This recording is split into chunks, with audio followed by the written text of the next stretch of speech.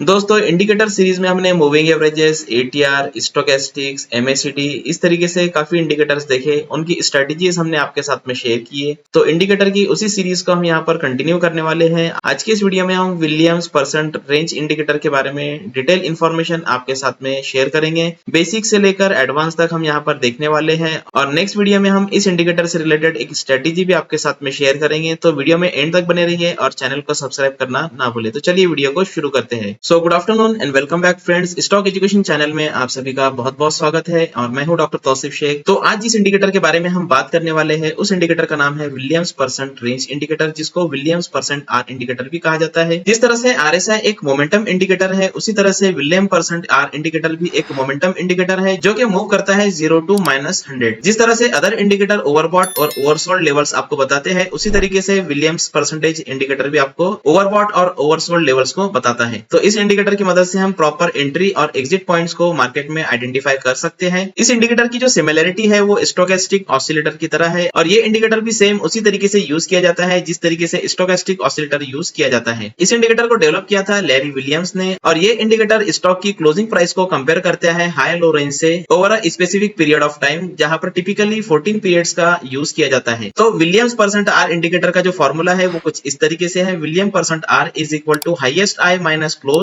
Divided by highest high minus lowest low, जहां पर highest high वो हाईएस्ट प्राइस होती है जो हम टिपिकली 14 पीरियड्स का यूज करते हैं, या फिर अगर आप टाइम फ्रेम चेंज करोगे तो जो भी आप टाइम फ्रेम वहां पर चूज करोगे तो उसके अकॉर्डिंग जो हाईएस्ट हाई प्राइस रहेगा वो होता है हाईएस्ट हाई। यहाँ पर ये जो क्लोज है वो मोस्ट रिसेंट क्लोजिंग प्राइस है और जो लोवेस्ट लो यहाँ पर यूज किया जाता है वो लोवेस्ट प्राइस होता है 14 पीरियड्स का, या फिर अगर हम टाइम फ्रेम हमारे हिसाब से यूज करेंगे तो उस टाइम फ्रेम के अकॉर्डिंग जो लोवेस्ट लो प्राइस रहेगा वो होता है लोवेस्ट लो। तो चलिए अब हम देख लेते हैं कि विलियम्स परसेंटेज इंडिकेटर आपको क्या इंडिकेट करता है और इसको किस तरीके से यूज किया जाता है। तो ये इंडिकेटर आपको ये शो करता है कि जो करंट मार्केट प्राइस है वो हाईएस्ट हाई के कंपैरिजन में कहां पर है ओवर द लास्ट 14 पीरियड्स, या फिर आप जो भी टाइम फ्रेम को यूज करोगे उसके अकॉर्डिंग जो करंट मार्केट प्राइस है वो हाईएस्ट हाई से कहां पर है। तो जब भी ये इंडिकेटर की रेंज 0 to -20 में है तो उसको ओवरबॉट लेवल कहा जाता है, और जब इंडिकेटर की रेंज -80 to -100 है तो उसको ओवरसोल्ड जोन कहा जाता है। तो जब अपट्रेंड होता है तो ट्रेडर्स वॉच करते हैं इंडिकेटर को कि इंडिकेटर की जो रीडिंग है वो -80 के पास में आए, मींस ओवरसोल्ड जोन में आए, और जब प्राइस ऊपर की साइड में मूव करने लगता है तो जो इंडिकेटर है वो -80 के ऊपर में चला जाता है। इसका मतलब ये होता है जो अपट्रेंड है वो यहाँ से कंटिन्यू रहने वाला है। सेम कंसेप्ट को डाउन ट्रेंड में यूज किया जाता है to find out the short trades, और डाउन ट्रेंड में ये देखा जाता है कि जो इंडिकेटर की रीडिंग है वो -20 के ऊपर में चले जाए, और जब वहां से मार्केट का प्राइस गिरने लगता है तो जो इंडिकेटर है वो भी -20 से नीचे के साइड में आने लगता है, मींस यहाँ पर ये डाउन ट्रेंड है वो कंटिन्यूएशन हो सकता है। ऐसी सिचुएशन में स्टॉक को सेल किया जाता है या फिर शॉर्ट सेल किया जाता है। उसी तरह से इस इंडिकेटर को ट्रेडर्स यूज करते हैं to find out the momentum failures. तो अगर स्टॉक स्ट्रॉन्ग अप ट्रेंड में है तो इंडिकेटर इजीली